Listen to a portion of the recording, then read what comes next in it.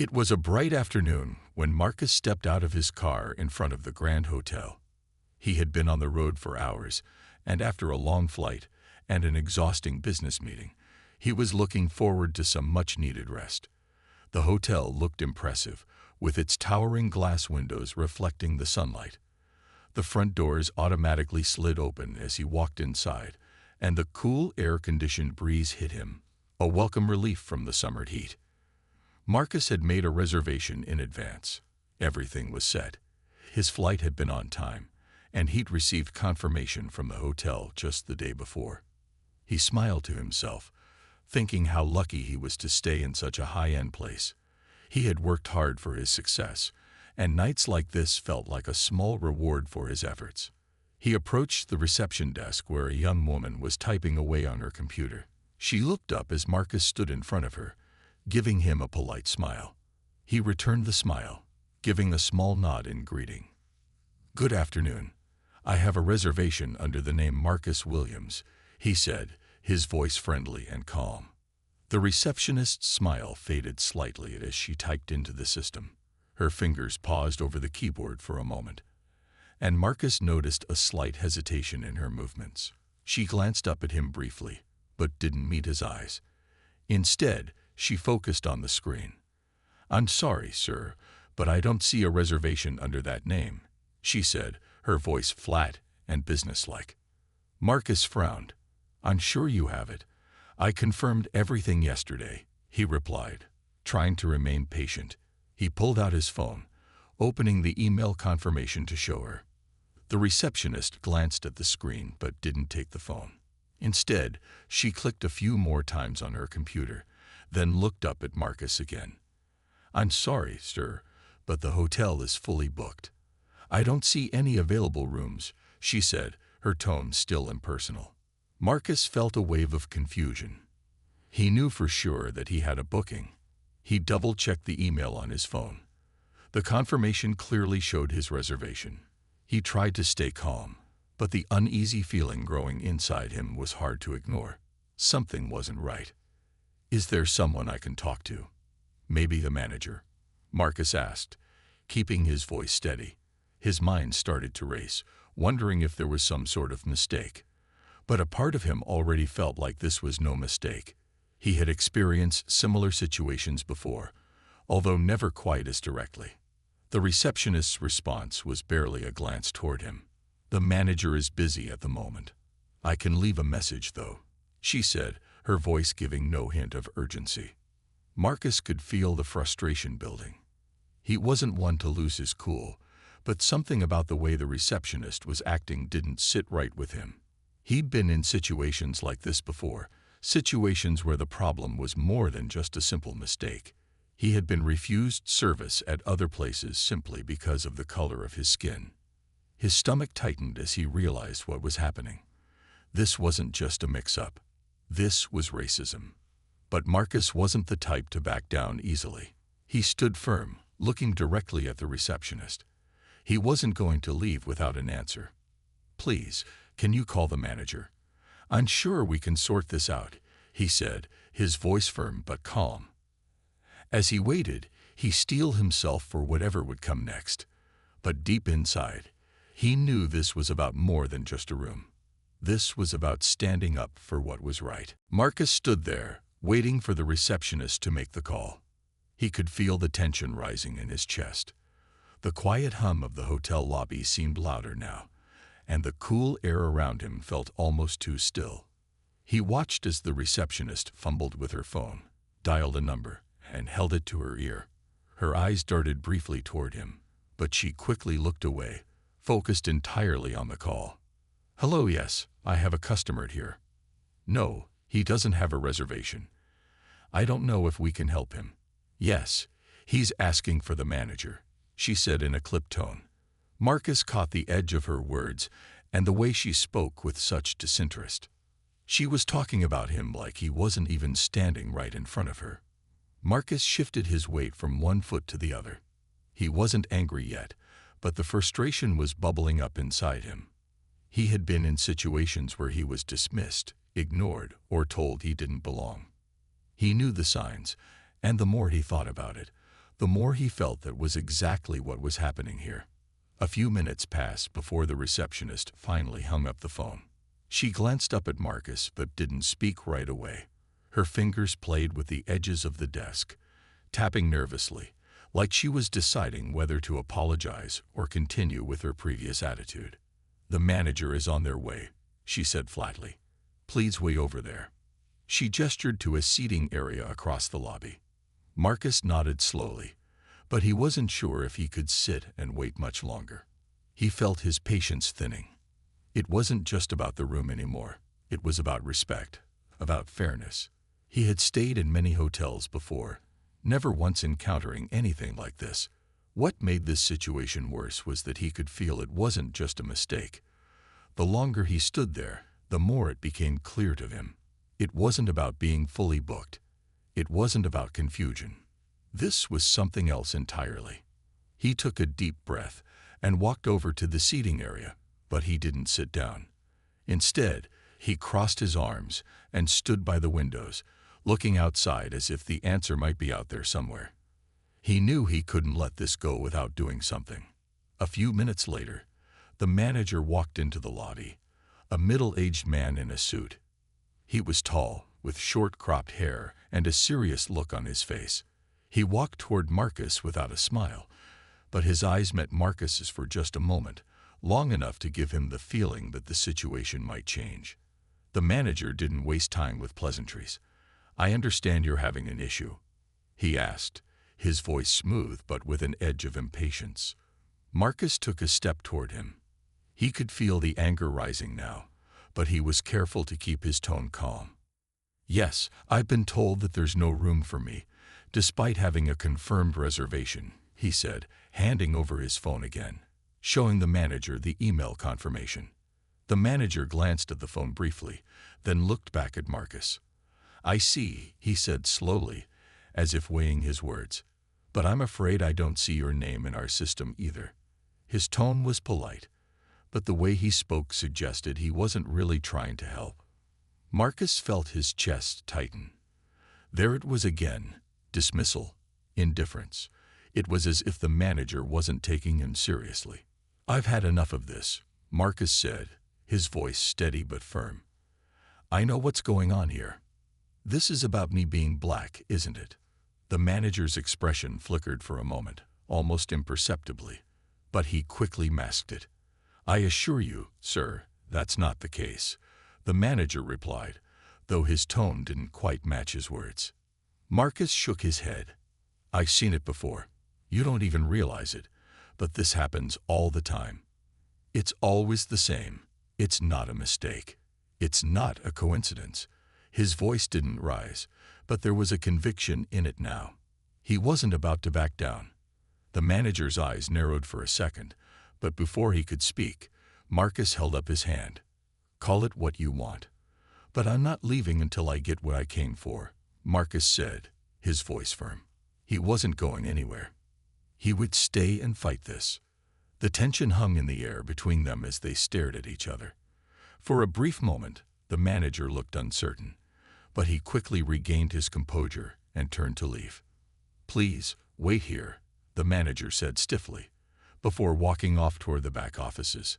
Marcus stood in the lobby, his mind already racing.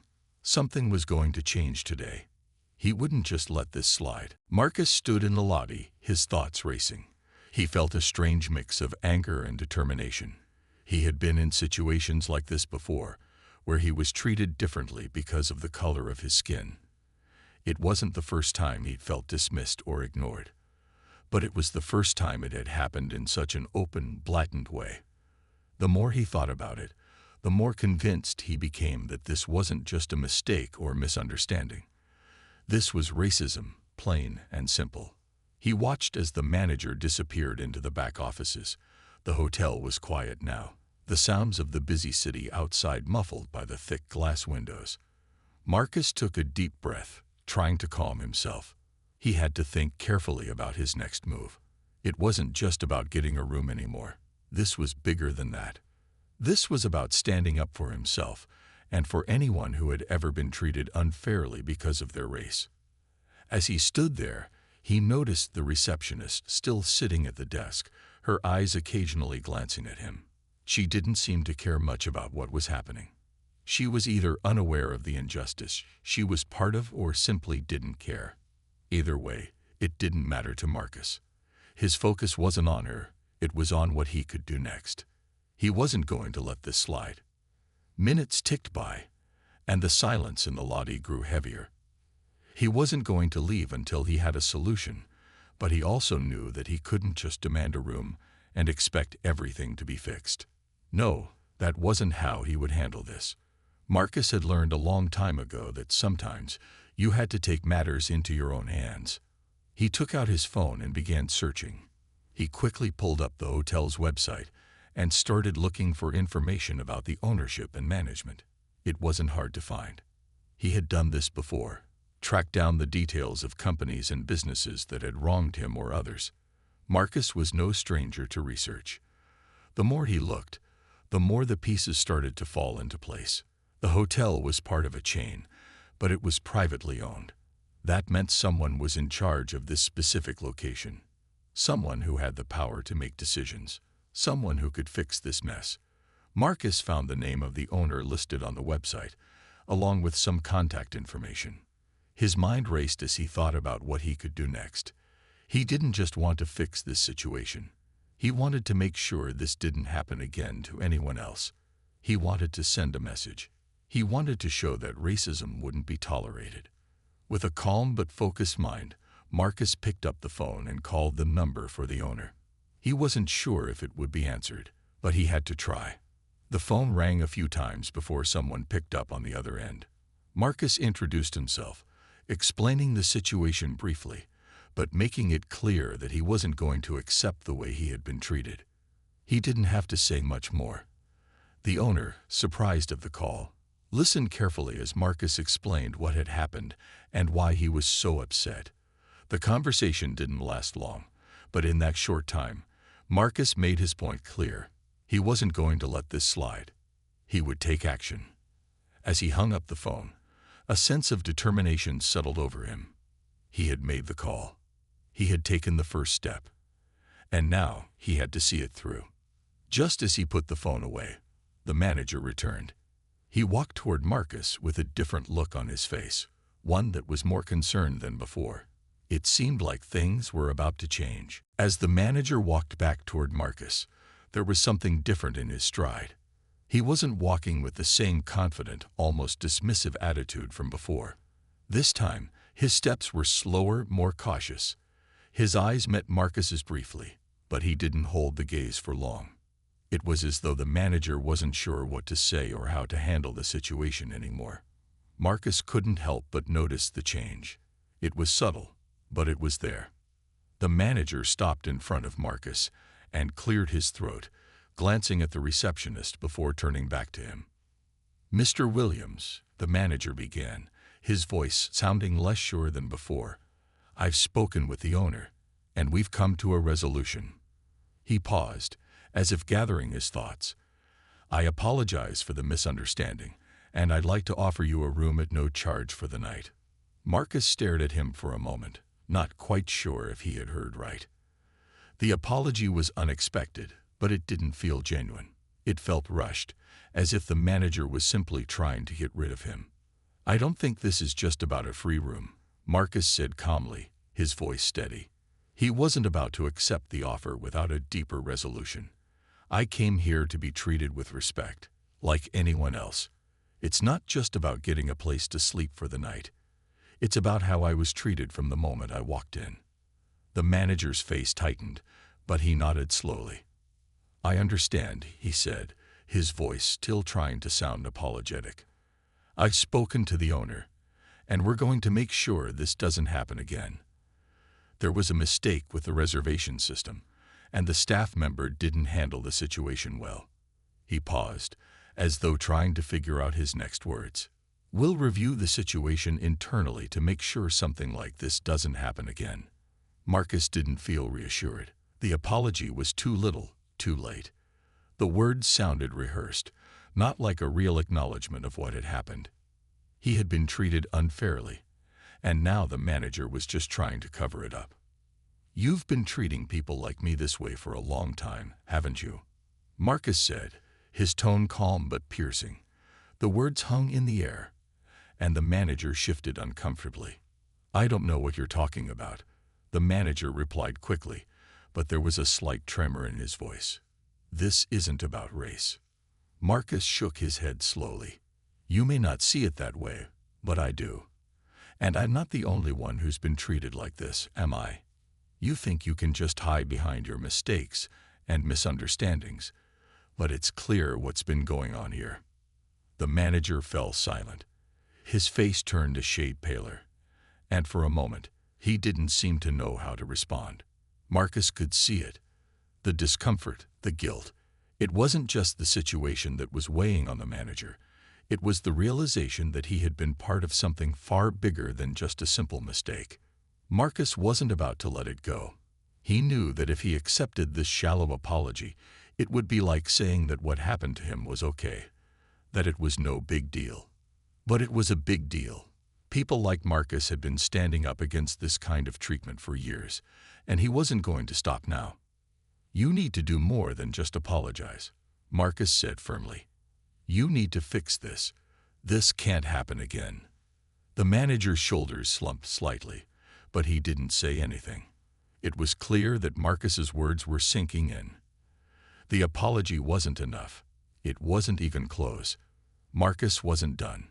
He would make sure this wasn't the end. He would make sure that change happened, even if it meant he had to fight for it. The silence between them was heavy. Marcus could see the manager struggling with his words, trying to come up with something that would make the situation go away. But Marcus wasn't going to let it slide. He could feel the weight of his decision pressing down on him. This wasn't just about him anymore. It was about standing up for everyone who had been unfairly treated, silenced, or ignored. "You're not going to fix this by giving me a free room or offering an empty apology," Marcus continued, his voice steady but firm. "This goes deeper than that. You need to acknowledge the real issue here." The manager swallowed hard, his hands now gripping the edge of the counter, his knuckles turning white.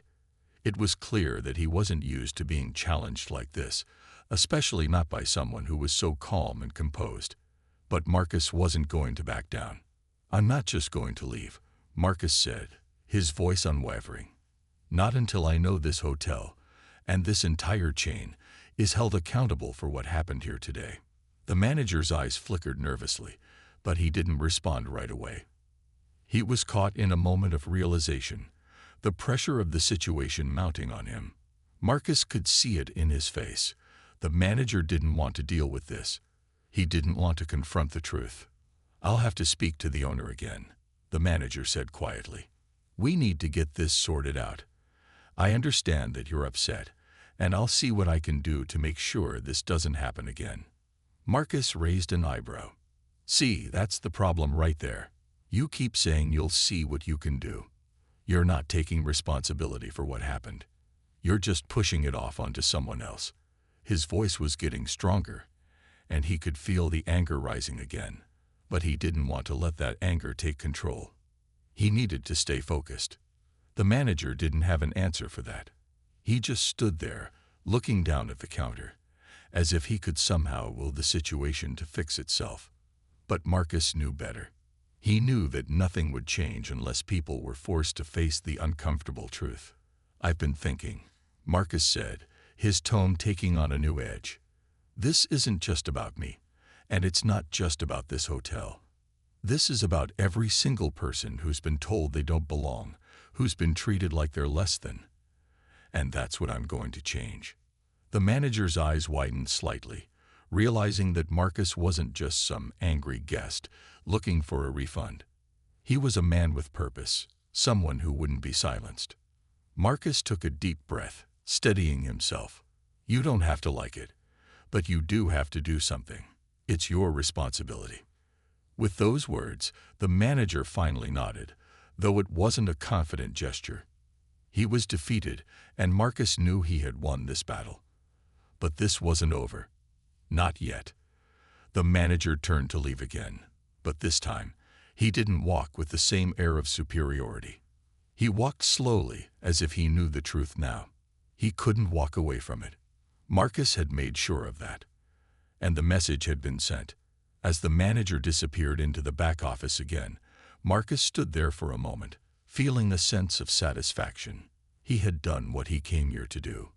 He had made his point, and no matter what happened next, he had shown that standing up for what's right always mattered. Marcus stood in the lobby, his mind racing with thoughts of what had just happened. He had made it clear to the manager that this wasn't just about him.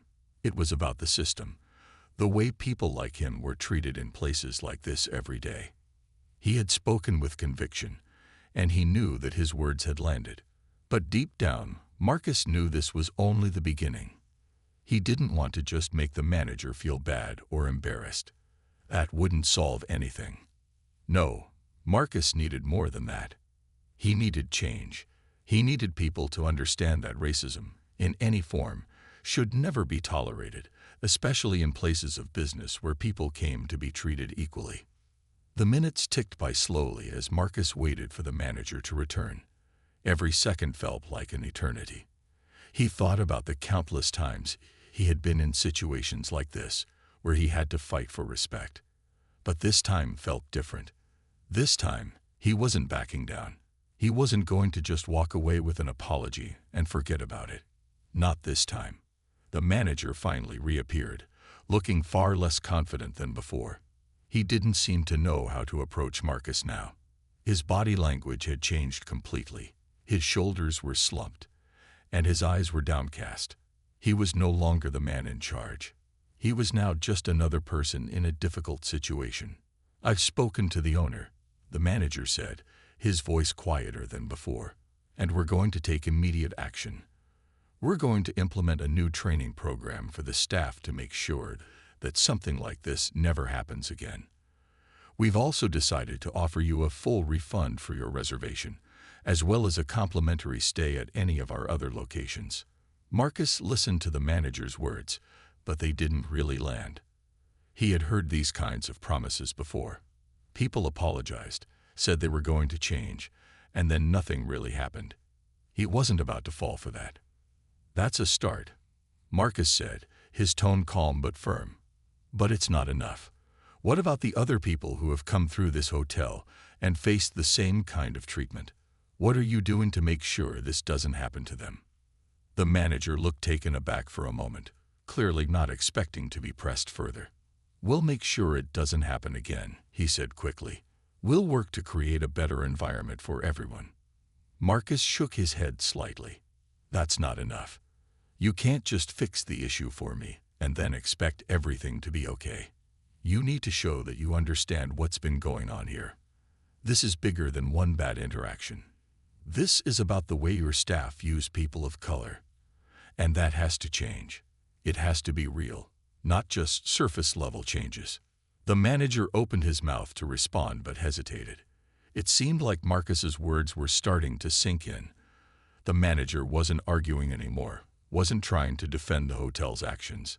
He was listening. And for Marcus, that was a victory in itself. "All right," the manager finally said, his voice more thoughtful than before. "I understand what you're saying. I'll take this to the owner, and we'll make sure this issue gets addressed on a deeper level. Thank you for speaking up. I'll make sure the changes we make are real." Marcus nodded, feeling a sense of quiet triumph. This wasn't over yet, but it was a step in the right direction. It felt good to know that his voice had been heard. The fight wasn't just about him anymore. It was about everyone who had faced discrimination and had been told they didn't belong. As he turned to leave, Marcus felt something he hadn't expected: hope. Maybe things could change. Maybe, just maybe, his actions today would make a difference. Marcus walked out of the hotel with a calm sense of resolution. He had done what he came to do, and the manager, though initially resistant, had listened. Marcus knew this wasn't the end of the battle, but he had made a difference. He had stood his ground, not just for himself, but for anyone who had ever been treated unfairly because of the color of their skin. As he stepped out into the cool evening air, A small but genuine smile crept across his face. It wasn't a smile of celebration, but a quiet acknowledgement that change was possible. The hotel manager's apology had been a start, but the real work would come in how the hotel followed through on their promises.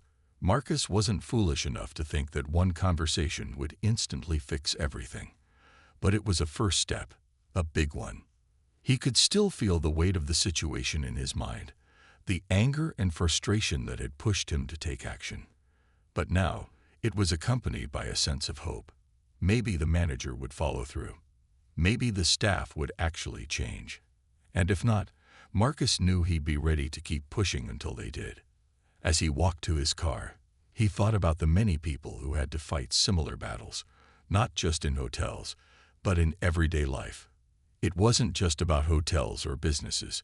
It was about a larger system of injustice that had to be challenged, one step at a time. He thought about the power of speaking up, the importance of standing up when you see something wrong, even when it's uncomfortable.